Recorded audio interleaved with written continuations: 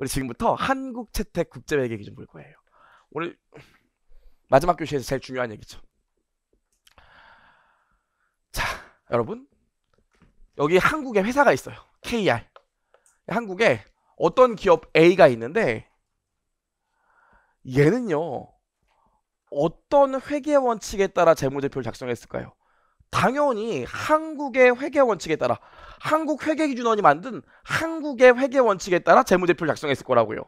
근데 얘가 우리나라 은행에서만 대출받고 우리나라 증권시장에만 상장하는 게 아니라 유럽에 있는 은행에서 대출받거나 유럽에 있는 증권시장에 상장될 수도 있다고요.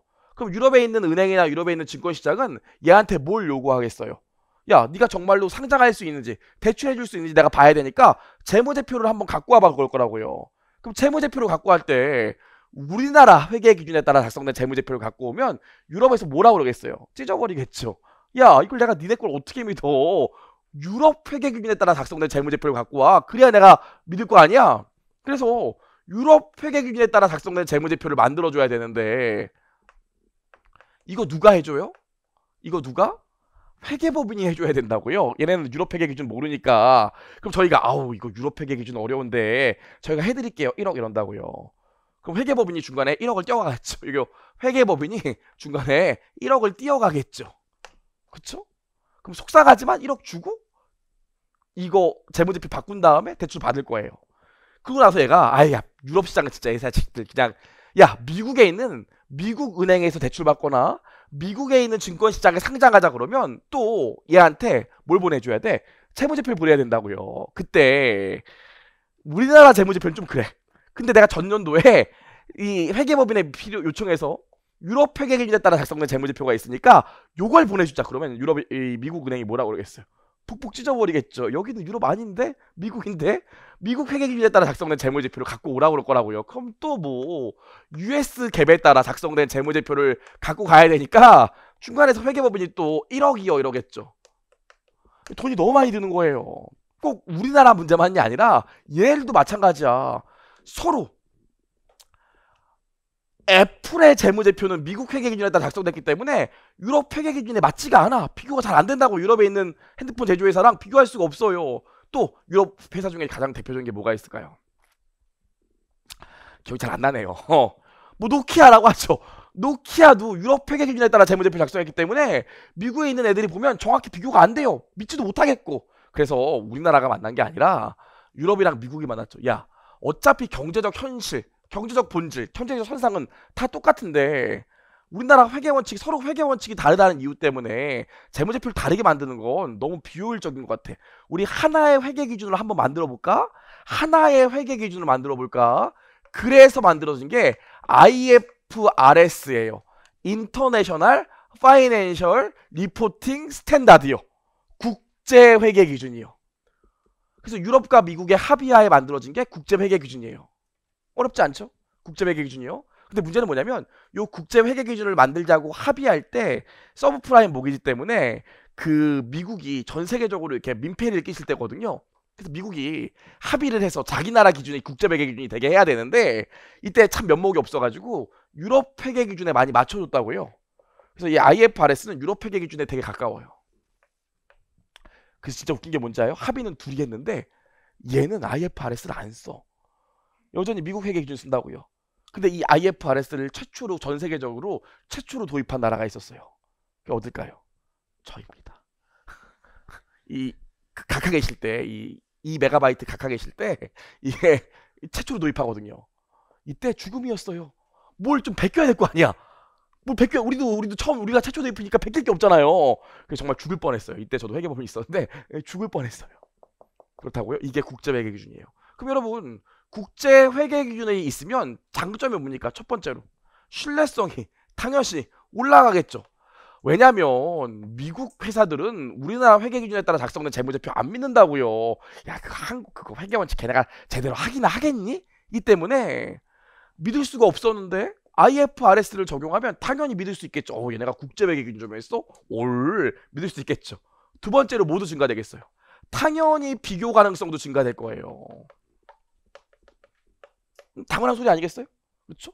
서로 똑같은 회계 원칙에 따라 똑같은 약속에 따라 재무제표를 작성하니까 당연히 비교 가능성이 올라가겠죠. 아까 아시아나 봤잖아요. 세 번째로 또 뭐가 올라가겠어요? 이해 가능성도 올라가겠죠. 이해 가능성. 미국에는 이런 개정이 없어. 근데 한국 회계 기준에는 어떤 특정한 개정이 있었대. 여러분 재미로 얘기하는 건데 이 배우신 분들은 아실 거예요. 토지, 유형자산 같은 경우에 기말에 요 토지를 시장 가격으로 재평가할 수 있다고요. 이걸 재평가 모형이라고 하는데 시장 가격이 여기 있어. 내가 옛날에 구입했을 때보다 시장 가격이 위에 있을 수도 있고요. 내가 구입했을 때보다 시장 가격이 밑에 있을 수도 있다고요.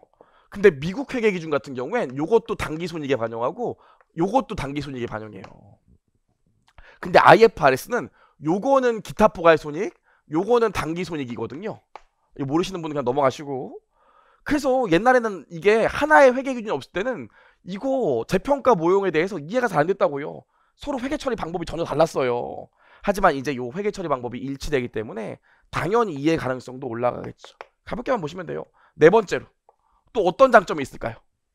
IFRS를 적용하게 되면 당연히 중립성이 유지될 수 있겠죠. 예전에는 우리나라 재무제표는 우리나라 회계 원칙에 따라 작성됐다고. 아까 현대자동차 봤죠? 플러스 7년 무상 AS 해주기로 했으면 이제 어떻게 한다고요? 차 판 거와 7년 무상 AS 하는 걸 나눠서 따로따로 수익을 인식해야 된다고 그랬잖아요. 옛날 같으면 IFRS가 아니라 그냥 우리나라 회계 기준이었다면 현대자동차가 로비했겠죠. 한국 회계 기준원한테. 왜 이래 진짜 미쳤어 지금? 왜 이래? 로비했을 거라고요. 지금 로비가 돼 안 돼? 저기 유럽 가서 해야 되기 때문에 쉽지가 않다고요. 국제 회계 기준이라. 당연히 한 회계적으로 하나의 회계 기준을 전 세계적으로 적용하기 때문에 당연히 정치적 영향력이 떨어지기 때문에 중립성이 올라갈 수밖에 없어요. 여기까지만 보시면 됩니다. 가볍게. 근데 웃기죠 여러분. 그 얘기가 지금 20페이지 셀프 스터디에 국제회계기준 도입으로 재무제표의 신뢰성과 비교 가능성이 향상되고 재무보고의 비용을 감소시킬 수 있다. 뭐 이런 얘기들이 나와 있는데 보시면 되고요. 중립성도 유지될 수 있다. 당연히 여러분 아까 봤잖아요. 회계기준을 바꿔줄 때마다 돈이 드니까. 다섯 번째로 또 어떤 장점이 있겠습니까? 재무 보고 비용이 당연히 감소하겠죠. 이런 것들은 대학교 때 회계원일 때나 나오는 얘기고 가볍게 보시면 되고 IFRS가 뭐라고요? 하나의 회계 기준이라고요. 인터내셔널 파이낸셜 리포팅 스탠다드 하나의 회계 기준이라고요. 근데 여러분 얘기를 잠깐만 해보면 우리나라는 IFRS라고 얘기 안 하고 여러분 이런 단어 많이 들어보실 거예요. KIFRS요. 한국 채택 국제회계 기준이요. 우리는 IFRS 국제회계 기준이라고 안 하고 제가 한국채택 국제회계 기준 KIFRS 이 얘기를 진짜 많이 할 거라고요. 그럼 한국채택 국제회계 기준은 뭐예요? IFRS는 뭐고? 굉장히 중요한 얘기예요. 서로 다른 건가? 한국채택 국제회계 기준은 IFRS를 기준으로 하여 한국 회계 기준 원이 제정한 기준이에요. 한국채택 국제회계 기준은 뭐라고요? IFRS에 근거해서 한국회계기준원이 만든 회계기준을 한국채택 국제회계 기준이라고 한다고요. 무슨 말인지 이해할 수 있겠죠? 그럼 결국 이 IFRS를 국제회계기준원에서 만들고 나면 그걸 보고 한국회계기준원이 그거에 바탕으로 해서 회계기준을 만드는데 그게 뭐라고요? 한국채택 국제회계기준이요. 따라오시겠죠? 그래서 우리 19페이지 세 번째 문단 보시면 19페이지 한국채택 국제회계기준의 세 번째 문단 첫 번째 줄 보면 한국채택 국제회계기준은 한국회계기준위원회가 국제회계기준을 근거로 제정한 회계기준이다. 나와있죠? 그럼 자 여기서부터 여러분이 앞으로 제 책을 읽게 되면 모든 분들이 재무회계 책을 읽게 되면 이런 불만을 꼭 가져요. 아니 이 자식들이 회계사나 됐다는 자식들이 국어를 엄청 못하네. 에?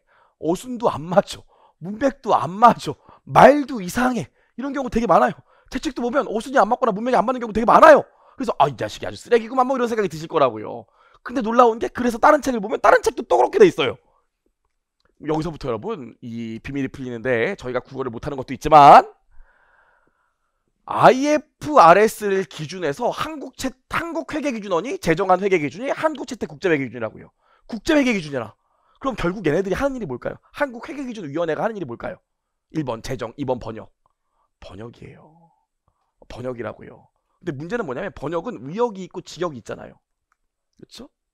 예를 들어서 그 뭡니까? 그 어벤져스 그 인피니티 워에서 맨 마지막에 닉 퓨리가 엄마 이러잖아요. 이게 위역이라고요.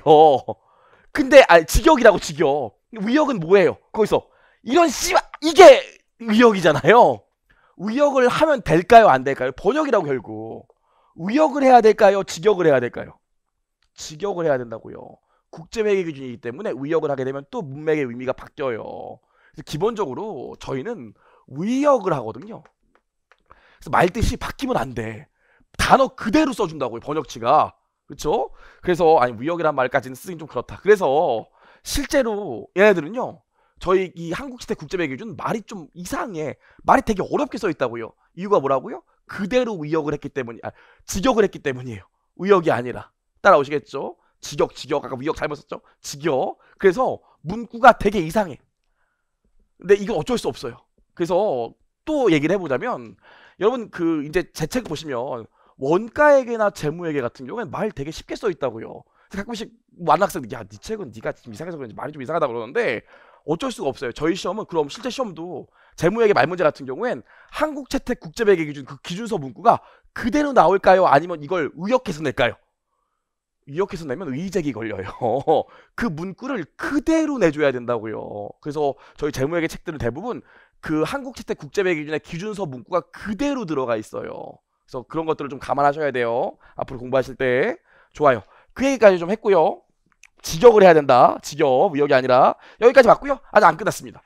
그럼 우리나라는 모든 기업들이 다 IFRS를 써야 될까요? 모든 기업들이 다 한국채택국제회계기준을 써야 될까요? 그 얘기를 하고 싶은데 여러분 우리나라의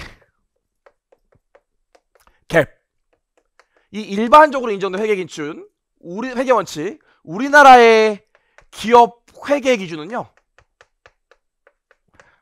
3원화되어 있습니다. 우리나라의 회계기준은 3원화되어 있어요. 3개로 나누도록 하고 있어요. 첫 번째로 코스닥, 코스피 시장에 등록되어 있는 상장 기업이 있어요.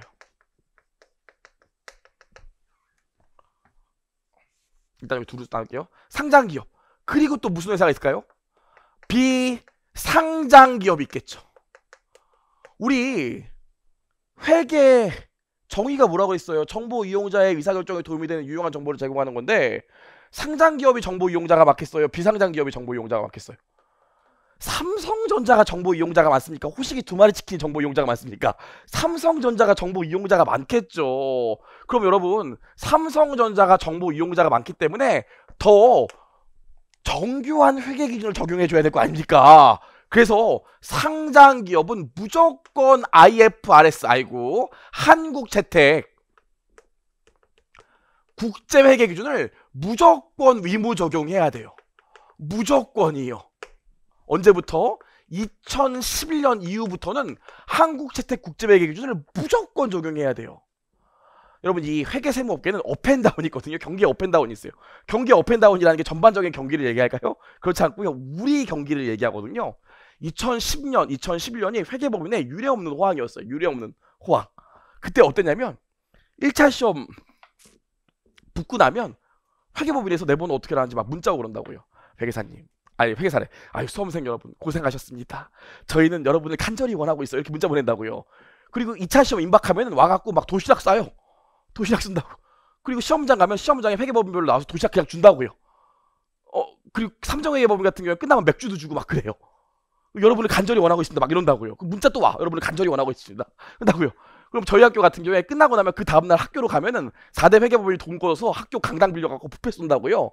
그 뷔페 먹고 있으면 회계법인 순서대로 나와서 여러분들을 간절히 원하고 있습니다. 저희 회계법인 너무 좋을 것 같아요. 오세요. 막 이런다고요. 그럼 그 다음 법인 나오면 다 어차피 친구기 때문에 저 다 거짓말이에요. 여기 오셔야 돼요. 여기 막 이런다고요.